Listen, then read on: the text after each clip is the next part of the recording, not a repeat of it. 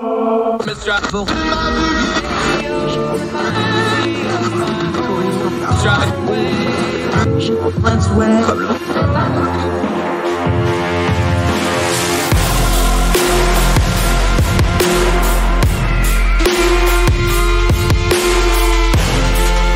host, Andrew Donaldson. This is Heard Tell. So you may have heard tell there's been some consternation over the cultural icon that is Jeopardy, the long-running game show. Well, for the better part of the last year, since the death of longtime host Alex Trebek, they've been going through some growing pains trying to find the next host. And that has spilled over into culture, where we run into problems with, like, Ken Jennings' old tweets and things like Mike Richards, who was the executive producer and erstwhile heir apparent. Looks like he kind of gamed the whole system and then ran off because of his own misfortune and comments in the past. So what do we do with all this? Well, we're going to turn to our friend Burt Likko, who is very, very smart, very intelligent guy, somebody I lean on for all sorts of things, and he's also a huge fan of Jeopardy. In fact, we wrote 2 pieces as companion pieces at Ordinary Times about Jeopardy not too long ago. I took a little bit of a facetious tone to it and called for the end of Jeopardy, which I don't really want, but I just wanted to make the point that the Jeopardy we all grew up and loved over the last 30-odd years is not going to be coming back. Burt, of course, took the opinion, and I don't think he's completely wrong, that of course it's going to be different, but things like knowledge and trivia are important parts of our culture. So even though the newer parts of our culture, like social media and cancel culture, if you want to call it that, have seeped into Jeopardy and this long-running search for the next host, this is an important institution to continue, so let's talk about it. Now, since we recorded this, they announced that Mayim Bialik and Ken Jennings will be recording enough episodes to get through the rest of this year while they continue to search for a permanent host. So even though that's unresolved, we're going to talk about the issues surrounding Jeopardy. The deeper issues are things like knowledge and public perception of knowledge and bringing people together to learn things. Can we do that in the media environment that we have now? And what does it mean for a cultural icon like Jeopardy going forward? Our friend Burt Likko is going to help us break all this down right after this on Heard Tell.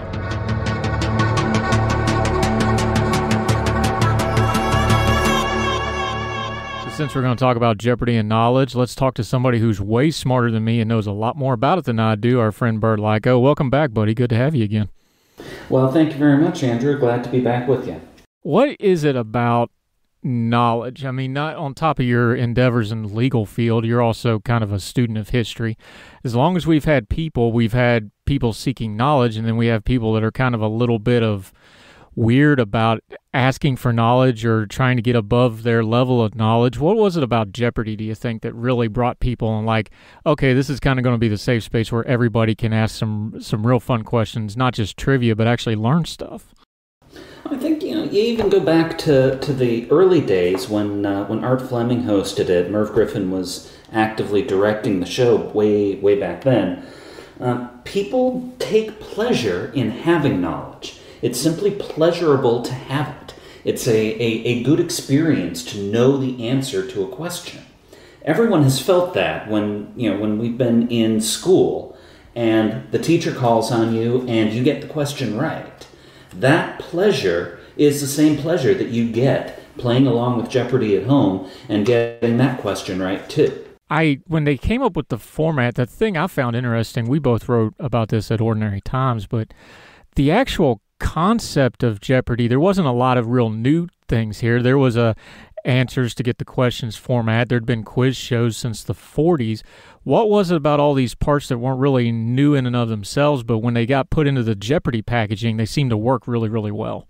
Part of it is the reverse of the question and answer. You get the answer, you're supposed to give the right question.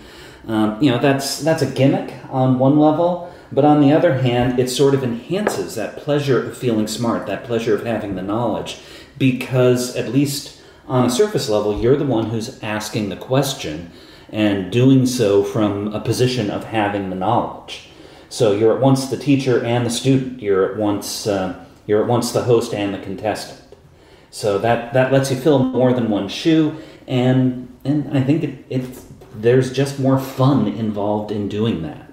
There's definitely, I know when I wrote about it, I took it from the communal angle a little bit more, because I remember growing up, the adults in my life, especially my aunt that lived right beside us. She was a huge Jeopardy fan. Everything stopped when Jeopardy came on.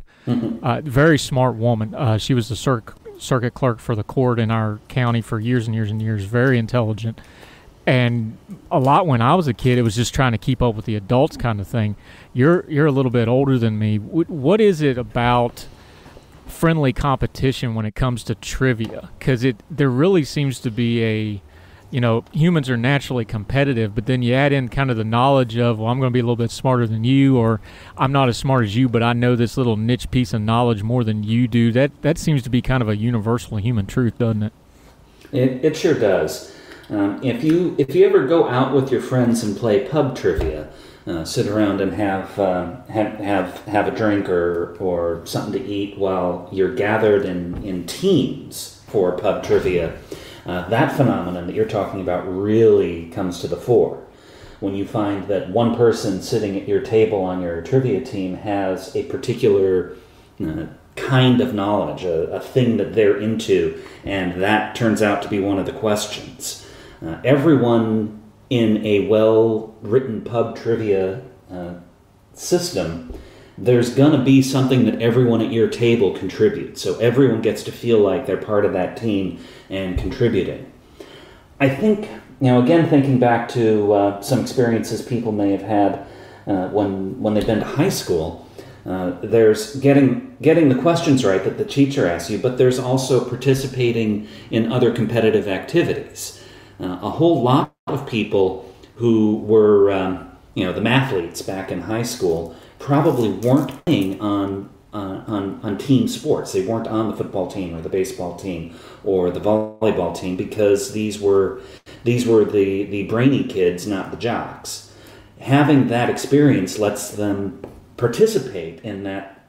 I'm contributing to something that we're all doing together, and we succeed as a team.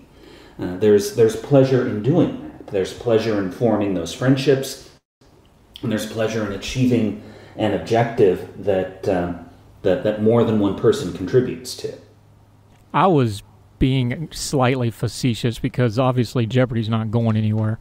But you understand, I'm sure, and a lot of people do, that when you're talking about something that's kind of become institutionalized like Jeopardy has for the better part of the last 30 years with the Trebek years, that part of what we're talking about with that pleasure and that competitiveness and that team kind of sort of thing, for lack of a better term, that does change when you change an element like Alex Trebek leaving it, because to me, and I took this approach when I wrote about it, that was the special sauce that made that mix work, was his ability. He was a trained game show host anyway, but his relatability to people. You could know nothing or you could know everything, and he treated you about the exact same way and seemed to really shepherd this thing to where it became the icon it was. Yeah, and if there's one word that comes to mind when I think about how Alex Trebek treated all of his contestants, that word is dignity. And he always treated those contestants with tremendous dignity, whether they got it right or wrong. They were always respected, and he would gloss over quickly but decisively when they got a question wrong, and he would give just the slightest amount of congratulations when they would get it right, especially a tough one. That's not unique to Alex Trebek, but his style is always going to be his. If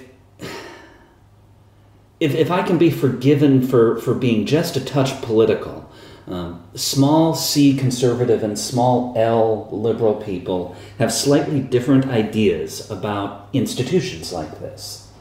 So I think that the difference between a small C conservative and small L liberal is the idea that an institution is going to remain the same or evolve over time.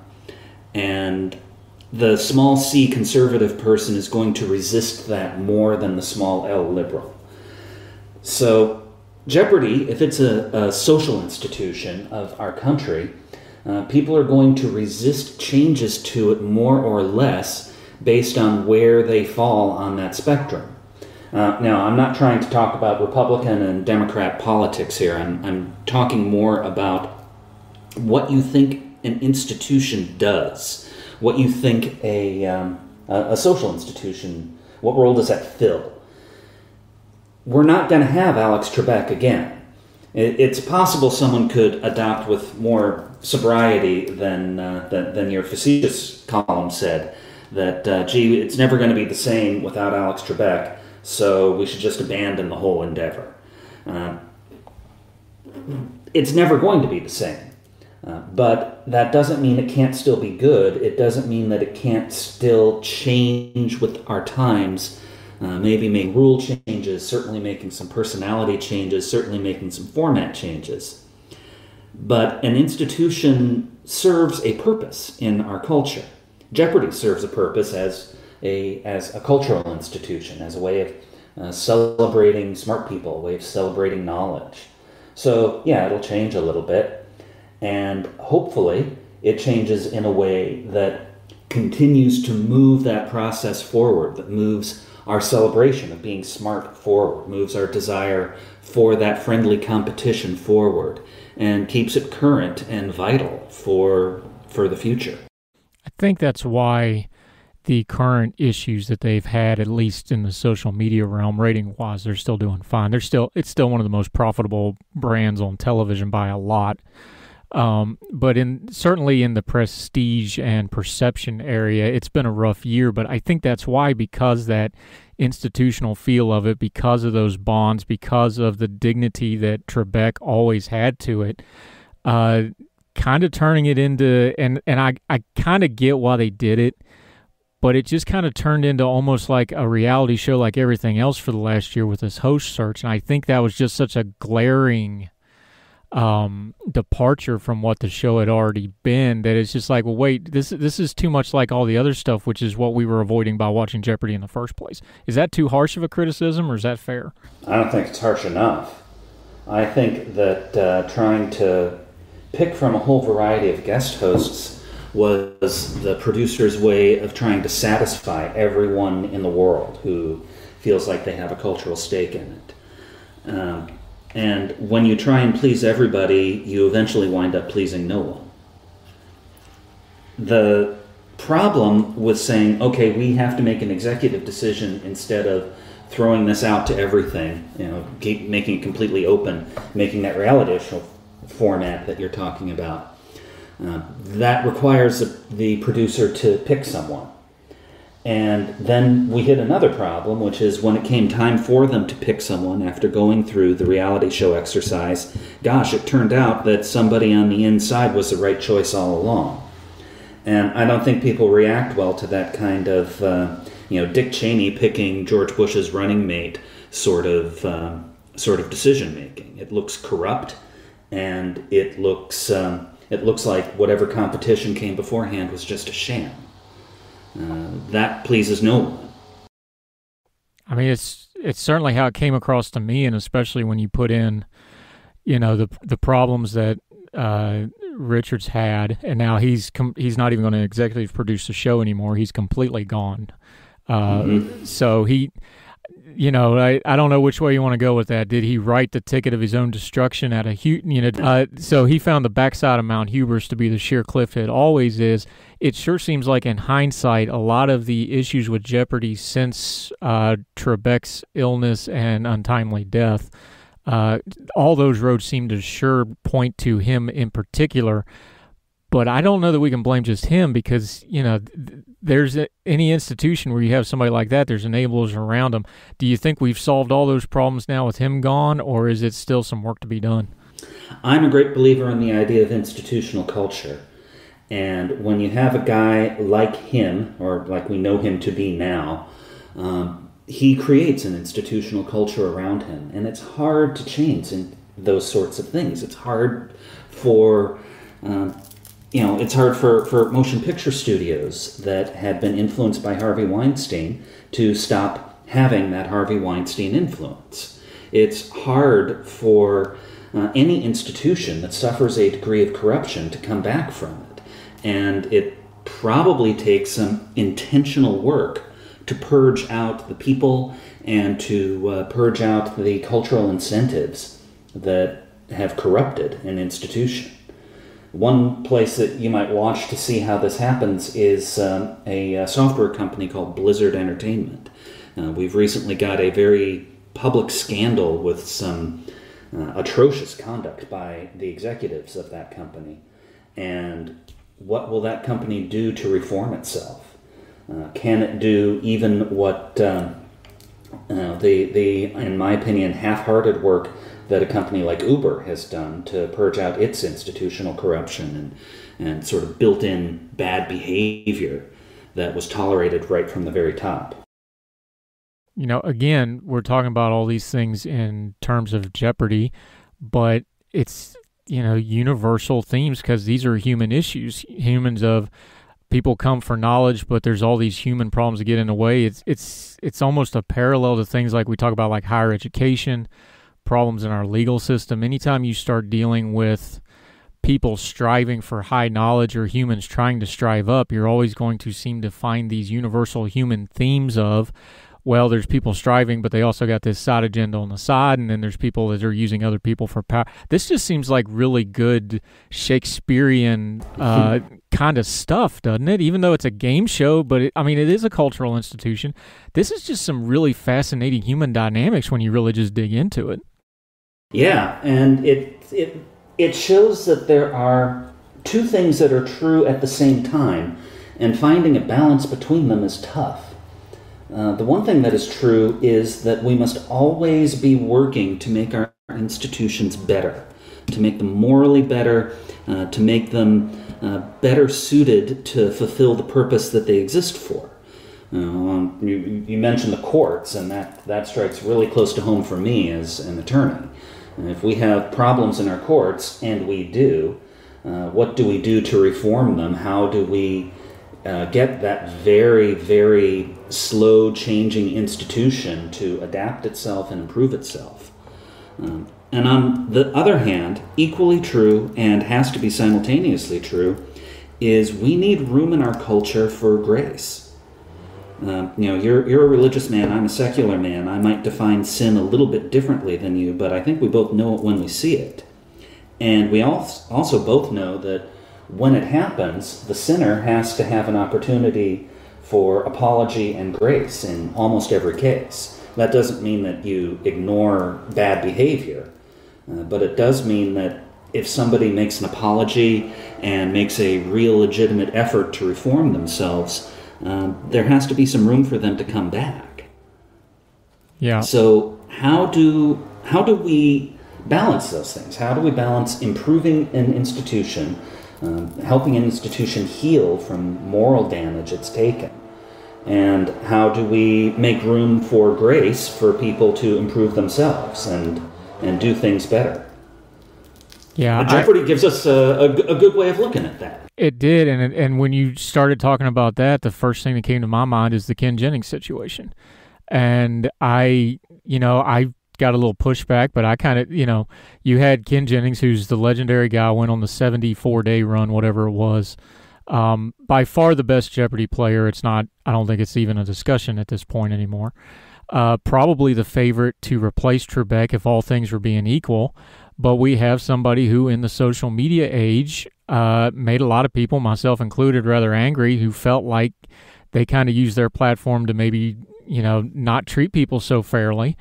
And that sort of thing bleeds through when he tried to come back and do his tour. So I'm torn because on the one hand, you want to do grace and forgiveness. And on the other hand, you're like, well, some of this social media is a lot like money, power, and alcohol. It just kind of shows what you are when nobody's looking, right? That's a fact. If you follow my social media account, you'll find out I'm a deeply sarcastic person. But we follow Ken Jennings' account, and we see every once in a while there's jokes that he attempts. I do think they are attempted to be jokes, but they punch down, and I'm not sure that he's issued full-throated, sincere apologies. So I'm going to call that a sin. It makes it harder for us to have him as a member of our community. Do we forgive him? He's apologized, kind of. Has he done things to try and improve this? Has he taken any public measure to say, I realize I did something bad and I'm going to try and do better? For me, that's where we look when we ask ourselves, do we afford grace? Do we give him another chance socially? I don't know. I'm not sure where that line is. I mean, I don't know either. And the other thing about grace is this isn't like we're talking about salvation where you're in or you're out. It's like, well, what is grace? Is grace, just forgiving him for doing it? Or is grace being like, okay, you can ascend to this really high position that you've always wanted, and you're entitled to that position that is just revered because of the way Alex Trebek carried himself for 30 years. Is anything short of that denying him grace, or is that just like, hey, there's consequences to your action. We forgive you, but you don't get the top slot anymore. That's where this gets into, not to get spiritual about it, but, the degrees of grace is a rough topic for anybody. That's why theologians have debated it in every major religion since the dawn of man. And I wrote it, but I don't purpose it, and some people had a problem with it and some people don't. But to me, no, you can get your forgiveness and you can get that sort of thing, but you have disqualified yourself from that position as far as a lot of folks are concerned.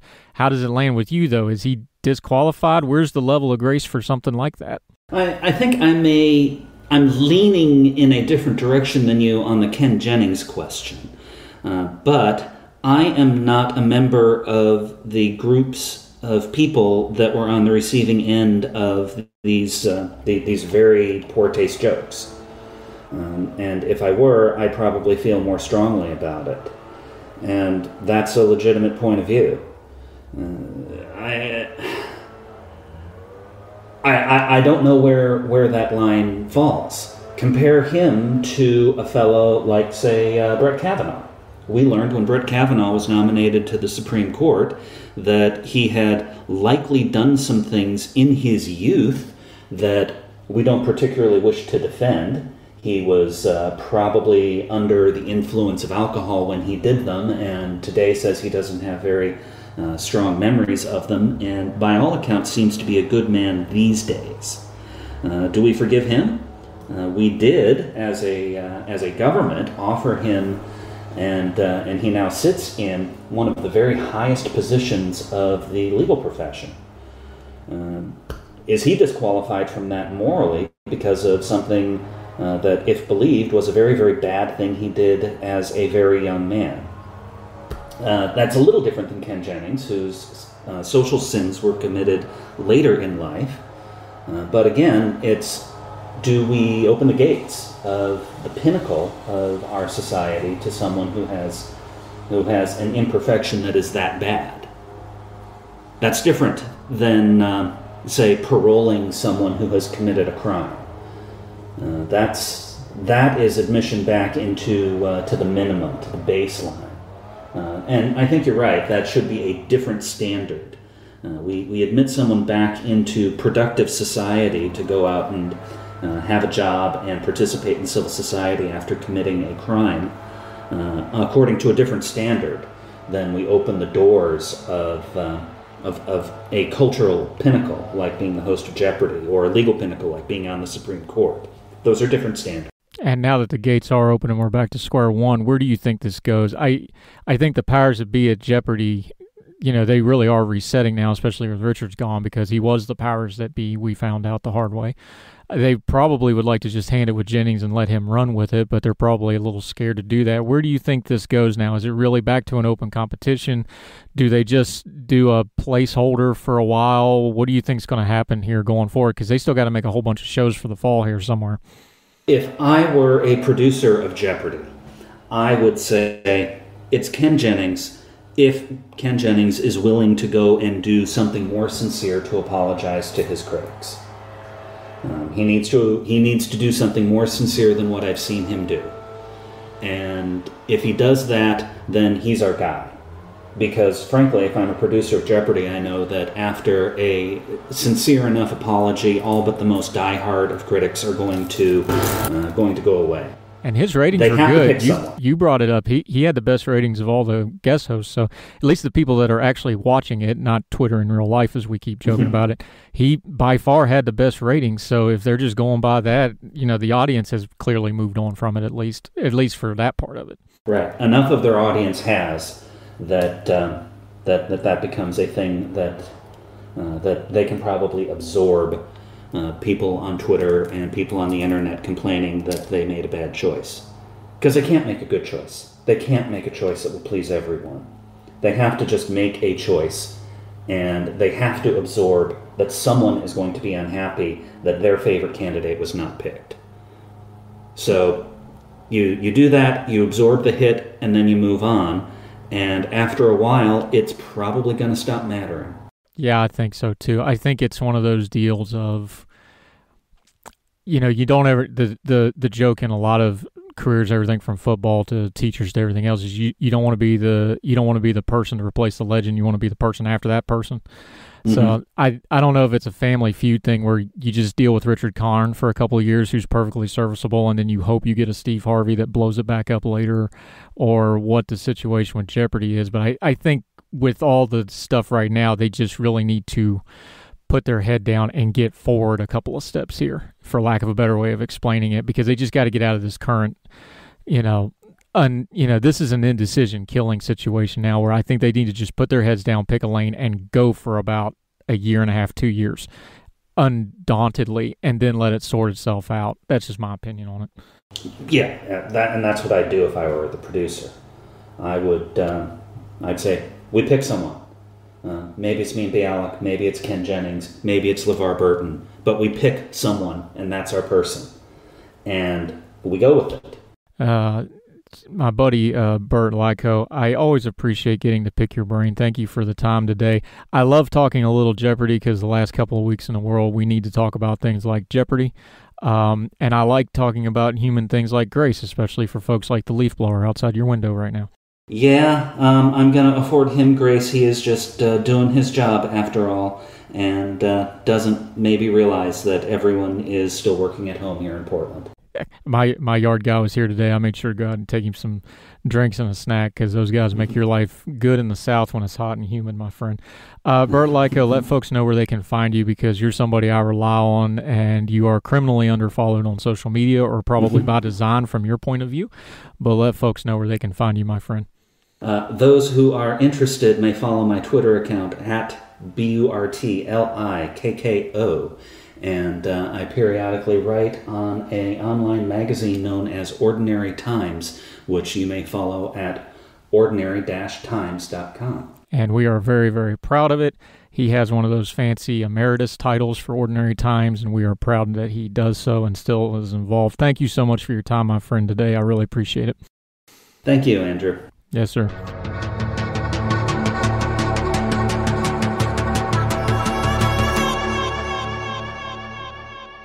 In his book, The Answer Is, Reflections on My Life, Alex Trebek wrote this, quote, "Even if you are learning facts that you are not going to be able to use in your daily life, it enriches you.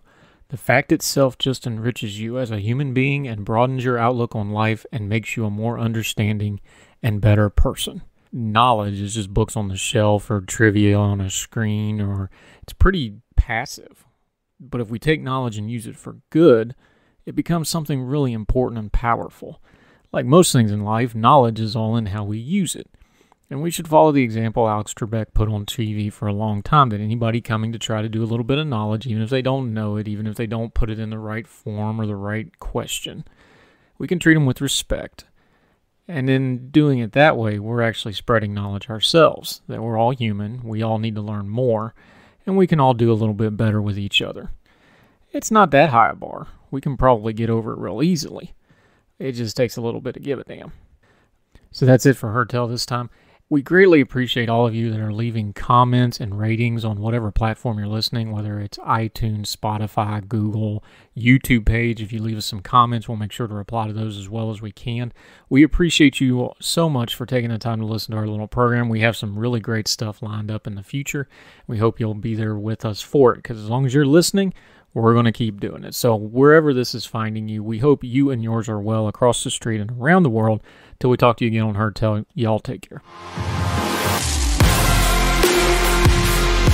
All the music on Heard Tell is provided under a Creative Content license from monstercat.com. Somos la máquina.